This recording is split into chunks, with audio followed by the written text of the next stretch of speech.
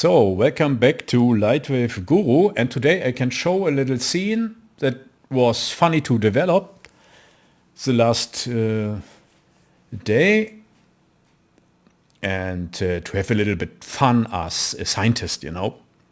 And the thing is that my plan was to automate that car and also a trailer, and you know that all. It's a little bit tricky along a spline with trailers in LightWave, but I found out today that under spline control is a feature that's called fit to spline, and with that fit to spline feature it is possible to animate a trailer in a simple way without baking that trailer in the end. So the background story is the most time we use if we animate a trailer with a car, then we use OD trailer mover. It's the master plugin, and that OD trailer mover, so that's a third party solution. So you need a third party plugin for that, especially the OD tools, yeah. So, and the second thing is that master plugin is very nice. I love it. Yeah, greetings to Oliver. But the thing is you have to bake it before you can animate, before you can render it, yeah? And if you have baked it, then you can nothing change on that. But with that solution, I can change in real time the speed from the car he drive, for example, in 1400 or 1500 frames. Yeah, for example, 290 meters for that example here, yeah? So if I want, I can change here only the speed from that car master null. You can see it here, that car master. And then the car drive different and all would be automatic follow, yeah? So for example, let us go to the car master here.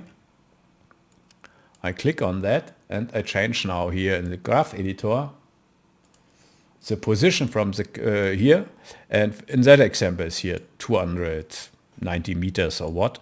Yeah, and I say now, okay, I want to have 100 meters. And that's all. That's all what I do, and the rest do the car. Yeah, all other things. So you see now the car drive much more slowly, and the reason is that you have much more time for the half of the from the destination. Yeah. So, and in that case, he is slowly on the way, yeah? But all what this car do on the spline and also the trailer is automated, yeah? So you have nothing to do. You have only to look and have fun, yeah, to look at. So you see it here. It's slow. So now we do another thing. We do now 500 meters, for example. So, and yeah, you see it, the spline is too short for 500 meters. But you see now you make much more speed, yeah, that car.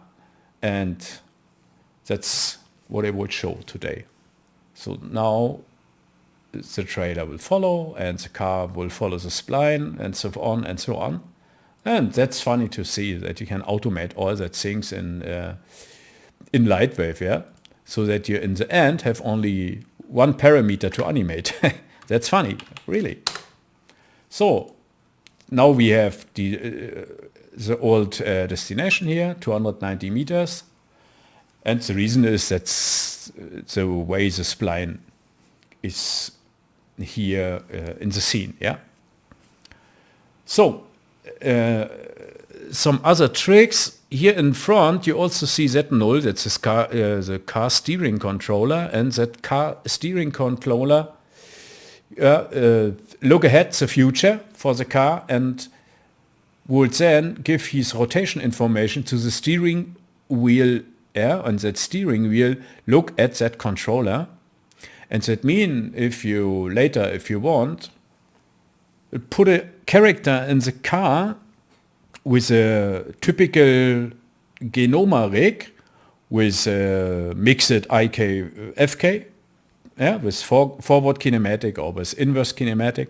Then you can use the inverse kinematic function and the nulls for the arms and put it on the steering wheel. So you parent it on the steering wheel, that arms, the left and the right arm, or the hand better, yeah, the hand controller, and then the hands and the arms and so on would follow the steering wheel. So yes, you have, this is only an option, yeah, for that scene, but with that option you can quickly animate the character if you want. So you sit a character in the car, put nulls, the null handles, IK handles from the hand on the steering wheel, ready for takeoff. Yeah. So what you can do much more is then, for example, if you wanted to use the neck bone or the head bone and let him look to the car steering controller, yeah, only the rotation angel, left and right, yeah, also heading. So I mean the heading angel, and then the character would also look every time in the right direction if he drives the car. Yeah, that's very funny, and that's the thing that what I say every time if I work with LightWave. Yeah, if you have fun to developing scenes, then you can do much things. Yeah. So now I have for short trailers with little wheels and yeah, for short trailers, a good solution, a real-time solution. Yeah. So I can show it now, for example, a client and say, hey, here, do you love that? Yeah, that speed for the car, or you want that speed for the car, and also on and also on. And I can do it in real time. Yeah. So for example, if I have a video call with a client and I show it and say, hey, it's that speed or that speed. Or you can see also on the left side here, a little plugin from Oliver Hotz, yeah, and that show me the speed, yeah, with the car drive, and with that controller, I can show and we can see in what speed the car is on the plane here. Yeah? So yeah, that's I want to show. So yeah, the wheels is the expression, and the wheels look at the car master, and if the car master move in the scene, then the wheels would via expression begin to start and to rotate, and in the end, if the car stop, then also stop also the wheels. Yeah. So that mean I spare here in that case a tons of keyframes. Yeah. So and that's what it makes so funny to work with LightWave for things like that. Yeah. I know it's also possible in other 3D tools, but it works perfectly in LightWave. And the good thing is you would found in LightWave for everything you do more than one solution. Yeah. So I can the same do with a completely other setup, and I have then nearly the same output. Yeah. But yeah, it's also in that way possible, and it works, and it runs stable, and it's real time. So enough talking. See you later, alligator. And for all LightWavers, have a good new year. Yeah.